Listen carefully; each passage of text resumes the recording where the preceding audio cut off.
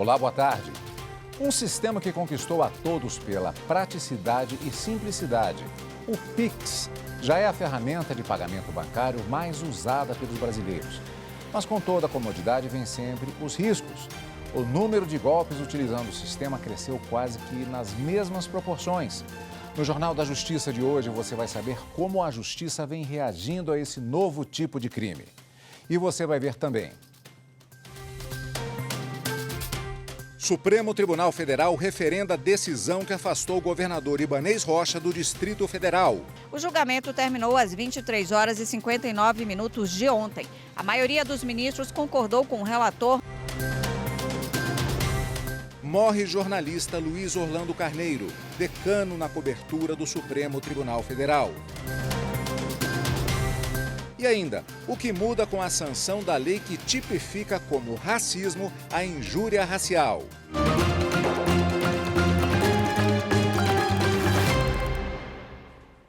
O Supremo Tribunal Federal começou hoje o julgamento em plenário virtual, da decisão do ministro Alexandre de Moraes, que ordenou às forças de segurança de todo o país a tomarem as medidas necessárias para impedir novos bloqueios em vias terrestres. Até o momento, 5 ministros votaram acompanhando o relator. E ontem, o Supremo Tribunal Federal confirmou, por maioria, a decisão do ministro Alexandre de Moraes, que determinou o afastamento do cargo por 90 dias do governador do Distrito Federal, Ibanez Rocha. A decisão foi dada na sessão virtual extraordinária do plenário, aberta de forma permanente pela presidente do STF, ministra Rosa Weber. O caso foi analisado no âmbito do inquérito que investiga atos antidemocráticos após as ações praticadas por extremistas na Praça dos Três Poderes, em Brasília, no último domingo. Além do afastamento do governador do DF, Ibanez Rocha, o relator, ministro Alexandre de Moraes, também determinou a prisão preventiva do ex-secretário de Segurança Pública da capital federal, Anderson Torres, e do ex-comandante-geral da Polícia Militar, Coronel Fábio Vieira. A decisão atendeu o pedido da Advocacia Geral da União, do senador Randolfo Rodrigues, da Rede, e do diretor-geral da Polícia Federal, Andrei Rodrigues. Os ministros André Mendonça e Nunes Marques divergiram dos demais com argumentos semelhantes. Eles entenderam ser desnecessário o afastamento do governador Ibanez do cargo, já que foi decretada a intervenção federal, que está sendo conduzida por Ricardo Capelli. O julgamento terminou às 23 horas e 59 minutos de ontem. A maioria dos ministros concordou com o relator, mantendo as medidas para apurar a participação de cada autoridade nos atos antidemocráticos ocorridos no último domingo, que resultaram na depredação do Congresso Nacional, do Palácio do Planalto e do Supremo Tribunal Federal. E o Supremo Tribunal Federal começou os trabalhos de reconstrução do plenário da Corte e de restauração de obras destruídas nos ataques terroristas do último domingo. As atividades foram iniciadas depois da conclusão da perícia da Polícia Federal para identificar os culpados pelo vandalismo. A reconstrução do espaço para a reabertura do ano judiciário, prevista para o dia 1º de fevereiro, é obra prioritária no Supremo Tribunal Federal. Por isso, equipes de limpeza, arquitetura, conservação e restauração já começaram os trabalhos de recuperação do plenário do STF. Os trabalhos começaram depois da conclusão da perícia da Polícia Federal. O laudo da PF deve ficar pronto em 30 dias. Vai levar em conta as informações coletadas por 50 peritos e papiloscopistas que coletaram digitais e materiais genéticos para identificar como ocorreram os crimes e quem os praticou. O mobiliário danificado, como as cadeiras dos ministros, já foram retiradas para a recuperação. As peças são de autoria do designer polonês Jorge Zauspin e têm valor histórico. Profissionais da área de restauração também já iniciaram a coleta de outras obras de arte danificadas. Houve mutirão para o recolhimento dos vidros quebrados e do lixo deixado pelos vândalos. As equipes do Supremo realizaram ainda a limpeza das pichações nas vidraças. Em paralelo, o STF faz o levantamento do cálculo dos prejuízos. O trabalho de reconstrução é tratado no âmbito do Gabinete Extraordinário, criado pela presidente da Corte, ministra Rosa Weber. O grupo vai se reunir todos os dias até a reabertura dos trabalhos. A equipe é composta por representantes de diversas áreas do tribunal, de órgãos públicos e de instituições civis. E o Tribunal de Justiça do Distrito Federal e Territórios está fazendo um mutirão de audiências de custódia dos presos em manifestação antidemocrática no último domingo. As audiências estão sendo realizadas de forma virtual e devem prosseguir nos fins de semana. Os juízes do Tribunal de Justiça do Distrito Federal e Territórios vão trabalhar das 8 horas da manhã até às 7 horas da noite, inclusive aos sábados e domingos. 1.187 pessoas foram presas nos atos de vandalismo e levadas para o complexo penitenciário da Papuda e na penitenciária feminina do DF, conhecida como Colmeia. Devido à grande quantidade de pessoas presas no último domingo, o ministro do Supremo Tribunal Federal, Alexandre de Moraes, determinou que a Corregedoria do Conselho Nacional de Justiça acompanhe todo o processo. O presidente do Tribunal de Justiça do DF, desembargador Cruz Macedo, também se reuniu com representantes do Ministério Público da União, do Distrito Federal, da Ordem dos Advogados do Brasil e da Defensoria Pública para organizar as audiências de custódia. Na tarde dessa quarta-feira, foram realizadas 64 audiências de custódia dos manifestantes presos durante os ataques aos prédios dos três poderes e no acampamento em frente ao QG do Exército em Brasília. A previsão é que hoje devem ser realizadas 152 audiências de custódia. Os processos correm em segredo de justiça e serão julgados pelo Supremo Tribunal Federal. É a Suprema Corte que vai decidir sobre a manutenção ou não da prisão dos manifestantes detidos no ataque aos prédios dos três poderes. Morreu hoje, aos 84 anos, o jornalista e escritor Luiz Orlando Carneiro. Ele participava da cobertura de imprensa no Supremo Tribunal Federal há quase 30 anos. Além de jornalista, Luiz Orlando Carneiro era formado em Direito. Trabalhou por 34 anos no Jornal do Brasil, se especializou em coberturas no STF e, desde 2014, escrevia para o site Jota. Luiz Orlando Carneiro também era um apaixonado pelo jazz e escreveu vários livros sobre o tema. Em nota, ministros do STF lamentaram a morte do jornalista. A presidente do Supremo, ministra Rosa Weber, disse que o jornalismo perde uma grande referência e um profissional que sempre será exemplo para as próximas gerações.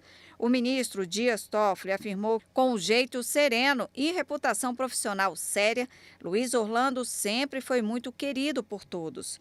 Luiz Roberto Barroso disse que Luiz Orlando tinha duas virtudes que dignificam o jornalismo: integridade e isenção. E o ministro Gilmar Mendes afirmou que o domínio do campo jurídico e a assertividade na análise vão fazer muita falta ao jornalismo. Missão cumprida, vai com Deus, Luiz Orlando. Os ministros Luiz Fux, Alexandre de Moraes, Nunes Marques e André Mendonça também se manifestaram sobre a morte de Luiz Orlando Carneiro. Segundo o ministro Fux, o jornalista deixa um grande exemplo para a profissão. Alexandre de Moraes disse que Luiz Orlando estabeleceu um importante paradigma de atuação junto aos tribunais. Nunes Marques disse que Luiz Orlando escrevia com propriedade e competência sobre as questões do direito. E o ministro André Mendonça desejou que as sementes do seu trabalho continuem a inspirar o bom jornalismo, indispensável à nossa democracia. O ministro aposentado Marco Aurélio Melo também homenageou o jornalista. Diz que Luiz Orlando é um legado de postura jornalística, sempre elegante e respeitoso, conferindo informações obtidas. E a seguir nós vamos falar de proteção ao consumidor. Você vai ver as medidas que o Judiciário tem adotado para combater os golpes com o Pix.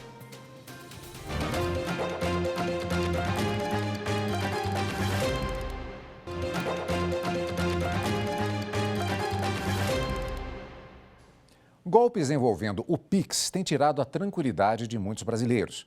Mas o Poder Judiciário já começa a firmar jurisprudência para trazer mais segurança aos usuários.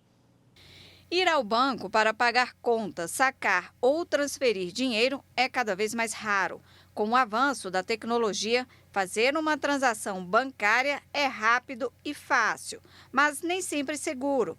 O Pix é o modo de transferência e de pagamento eletrônico instantâneo lançado no Brasil em novembro de 2020.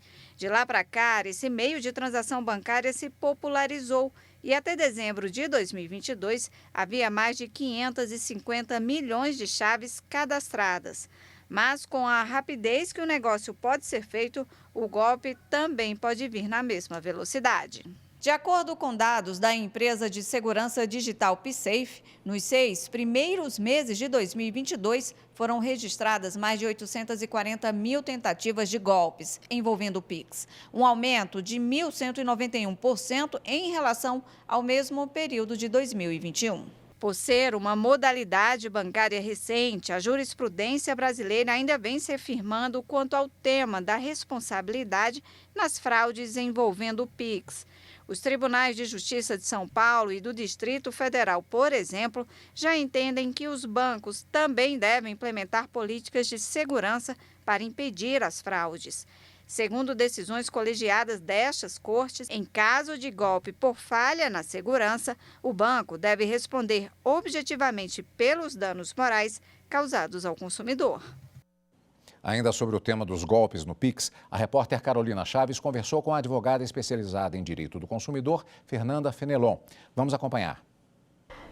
Doutora Fernanda, muito obrigada pela participação aqui na TV Justiça. E eu já começo perguntando, quando se trata de golpe do Pix ou outro, parecido como o do motoboy, por exemplo, praticado contra o consumidor, a Justiça já está preparada para enfrentar essa e outras modalidades que venham a aparecer para aplicar esse tipo de golpe? Olha, de um modo geral, a Justiça tem agido de forma coerente. Inclusive, temos uma súmula do STJ, a súmula 479 do STJ, que trata sobre a responsabilização das instituições bancárias quando acontece esse tipo de golpe. Então, inclusive, temos julgados também. Teve um caso no Rio Grande do Sul, em que o consumidor foi indenizado no valor de R$40 mil. Tivemos casos no DF também, em que o consumidor também foi indenizado. Então, eu posso dizer que sim, que a Justiça está preparada e está lidando com essas modalidades de golpe, está sabendo como obstar esse tipo de conduta. A senhora falou na súmula do STJ, a senhora comentou também algumas decisões de alguns estados, alguns tribunais estaduais com relação a isso. Mas a gente pode dizer que, apesar dessa súmula, todos os tribunais ainda não estão cumprindo, vamos dizer assim, seguindo essa orientação do STJ ou não? Eles são obrigados a seguir esse entendimento do Superior Tribunal de Justiça?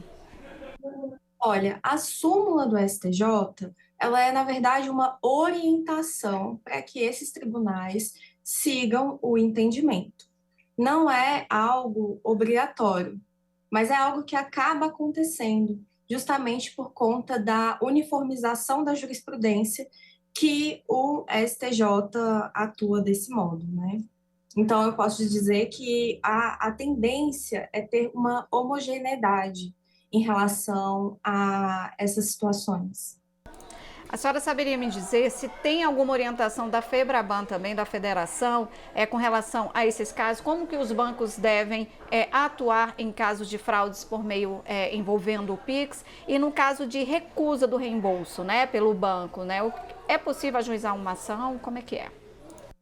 Olha, para as vítimas, eu considero extremamente relevante o primeiro ponto, relatar ao banco o que aconteceu, e não apenas por telefone. A vítima pode até fazer isso por telefone e anotar o número do protocolo, mas eu também recomendo que encaminhe um e-mail, para que deixe tudo bem formalizado. Além disso, além desse relato, que vai fazer ao banco, também é extremamente importante registrar um boletim de ocorrência. Por quê? Caso venham a utilizar a conta da vítima posteriormente, o boletim de ocorrência vai trazer aquele teor probatório necessário para demonstrar que aquelas operações não foram feitas pela vítima. Outro ponto importante também é registrar a reclamação junto ao PROCON da região. Então, por meio dessas condutas, desses cuidados, a vítima poderá se resguardar para uma eventual ação judicial. Caso o banco se recuse a agir de uma forma diligente, diante um golpe, a vítima pode sim ingressar com uma ação. Inclusive, já temos vários casos aqui no Brasil que foram procedentes. Lembrando, doutora, que é crime vender dados, não é isso? É crime e o que acontece? Nós vemos, por meio desses vazamentos de dados, e aí sim eu posso dizer que não tem um preparo quanto à questão judicial, justamente por ser uma modalidade nova de crime, que por meio dessa venda de dados, as pessoas têm acesso a tudo nosso. E esse vazamento, ele se dá de diversas formas, por meio de redes sociais, por meio de acesso a e-mail. Então, nós realmente precisamos nos reeducar de modo a aprendermos realmente como lidar com essas questões relativas aos nossos dados. Como tomar cuidado, porque realmente essa modalidade criminosa tem se aperfeiçoado muito. Ok, doutora, é um tema que rende bastante assunto, né? A gente fica cada vez mais exposto a esse mundo digital, né? Que não tem como mais a gente fugir disso, mas tem que ter cuidado e ficar bem atento. Doutora Fernanda, muito obrigada mais uma vez pela participação aqui na TV Justiça. Obrigada, foi um prazer estar aqui com vocês. E no próximo bloco você vai saber o que muda com a lei que tipifica injúria racial como crime de racismo. Voltamos já.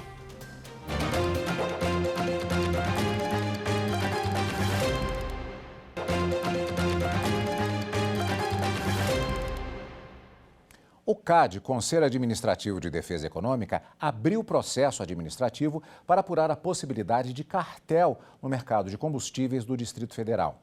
O Conselho investiga a atuação do Sindicato do Comércio Varejista de Combustíveis e Lubrificantes, do DF, e do presidente da instituição, Paulo Tavares.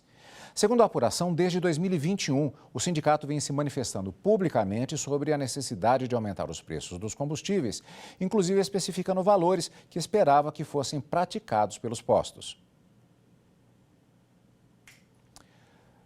Mais uma medida para combater o preconceito e a discriminação. O presidente Lula sancionou ontem a lei que tipifica a injúria racial como crime de racismo. A consultora jurídica da TV Justiça, Gisele Reis, explica as consequências dessa mudança na legislação. Injúria racial agora é crime de racismo. A lei, que promoveu várias mudanças nas normas de combate às discriminações raciais no Brasil, estabelece um marco histórico importante. A legislação alterou artigos da Lei do Crime Racial e do Código Penal. As punições agora são mais severas para aquele que proferir ofensas em razão da raça ou da cor. Antes, a pena era de 1 a 3 anos. Agora, a pena mínima é de 2 anos e a máxima é de 5 anos. Se a ofensa for praticada por 2 ou mais pessoas, a pena é aumentada e poderá chegar a mais de 7 anos de prisão. Outra novidade da legislação é a injúria praticada no contexto dos esportes. Ofensas preconceituosas em estádios de futebol, por exemplo, impedirá a frequência do ofensor por 3 anos a locais destinados a práticas esportivas. A lei também criminaliza a discriminação ou perseguição ou demonização de religiões de matriz africana. Quando a discriminação partir de um funcionário público, as penas são mais altas. Outro ponto que merece atenção é que piadas e brincadeiras racistas também passaram a ser criminalizadas pela legislação.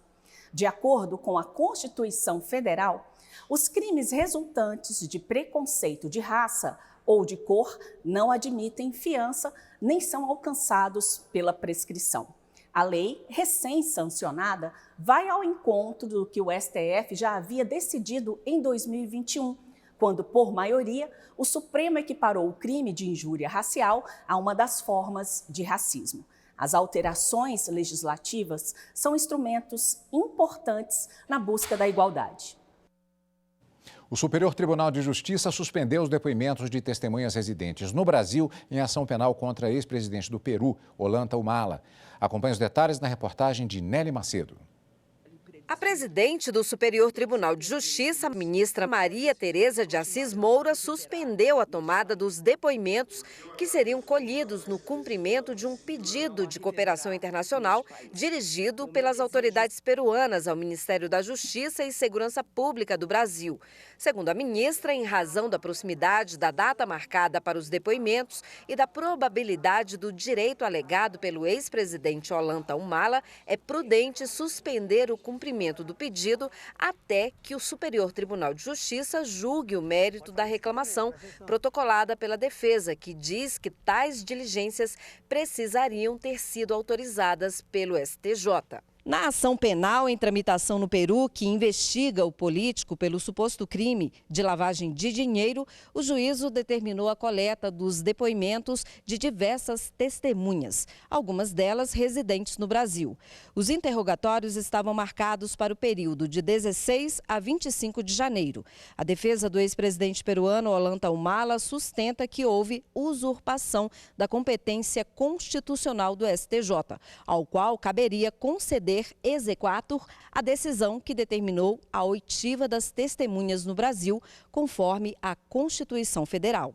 No STJ, a presidente da Corte, ministra Maria Tereza de Assis Moura, declarou em sua decisão que a questão levantada pela defesa diz respeito à observância do devido processo legal, pois o procedimento das cartas rogatórias envolve conflito entre as partes interessadas, de acordo com o estabelecido na legislação processual brasileira e no regimento interno do STJ.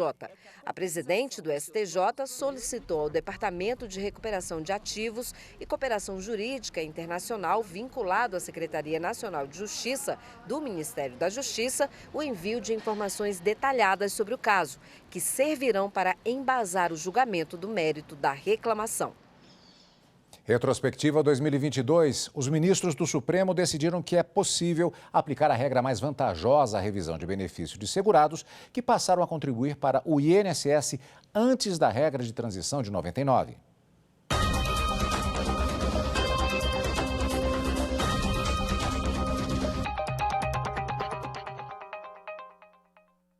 Atualmente, as aposentadorias têm como base na Constituição e nas diretrizes previstas na Lei 9.876 de 1999. Essa legislação mudou as fórmulas de cálculo dos benefícios.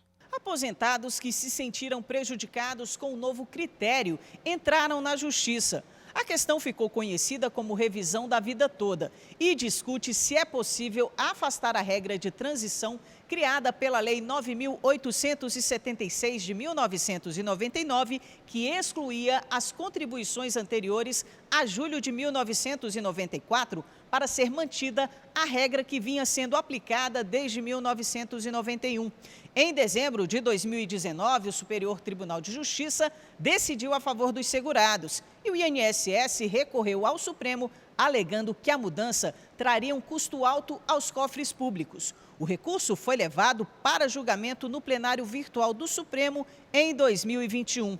O então relator, ministro Marco Aurélio, votou a favor dos aposentados para determinar que os recolhimentos realizados antes de 1994 também deveriam ser levados em conta. O entendimento é que não é legítima a imposição de regra de transição mais gravosa do que a regra definitiva. O tema tem repercussão geral reconhecida, ou seja, a decisão vai valer para casos semelhantes julgados em todo o país. O ministro Nunes Marques pediu destaque no julgamento, que estava no plenário virtual. Com isso, o julgamento reiniciou no plenário físico, cumprindo o regimento interno do Supremo. No reinício do julgamento, o ministro Nunes Marques apresentou voto divergindo do relator, por entender que a regra de transição é compatível com a Constituição. Pressupõe que a nova regra é mais vantajosa para os novos segurados, ou seja, aqueles após 1999, por incluir todo o período contributivo. Todavia, quando se mira a história da evolução legislativa do cálculo dos benefícios previdenciários, observa que o aumento do período básico de cálculo, PBC, sempre foi uma forma de reduzir os benefícios e não de aumentá-los. Na retomada da sessão, os ministros Ricardo Lewandowski, Edson Fachin, Rosa Weber, Carmen Lúcia e Alexandre de Moraes acompanharam o relator. a regra transitória acaba sendo uma regra melhor para o segurado. Mas não é essa realidade do segmento de trabalhadores mais hipossuficientes, que tem a trajetória salarial, infelizmente, decrescente quando se aproxima o momento da sua aposentadoria. O ministro Gilmar Mendes, Luiz Fux, Dias Toffoli e Luiz Roberto Barroso acompanharam a divergência. O meu entendimento de que a hipótese é de retorno dos autos ao Superior Tribunal de Justiça para que a decisão seja tomada pelo órgão competente, que é a Corte Especial. Por maioria, o plenário decidiu a favor dos aposentados, possibilitando àqueles que ingressaram no regime geral da Previdência até um dia antes da entrada em vigor da Lei de Transição de 1999, a opção pelo cálculo mais favorável, esteja ele previsto na regra definitiva ou na regra de transição.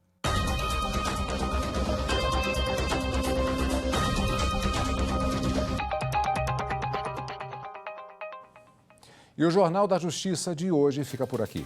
Para você, uma ótima tarde e continue com a nossa programação.